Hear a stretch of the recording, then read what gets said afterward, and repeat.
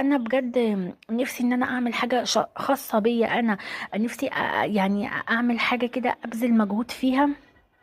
يعني نفسي اوصل فكره. نفسي يعني كليه متابعين وناس بتحبني. انا فعلا بعشق قنوات الروتين، بعشقها ومتابعه ليها حتى من قبل ما اتجوز. كنت متابعه لقنوات الروتين دي. تصوروا يعني انا اصلا ما كنتش ساعتها بعمل اي حاجه في البيت ولا ليا اي علاقه بشغل البيت، ومع ذلك كنت بحب قنوات الروتين.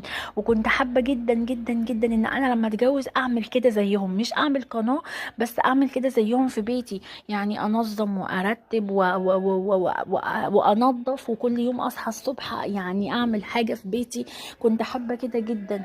الحمد لله اتجوزت، وبعدها الوقت عدى بيا، ويعني حبيت بقى ان انا اعمل الحلم بتاعي ده. عملته من 7 شهور بس. انا ام لطفلتين بنتين، فعملته بقى يعني.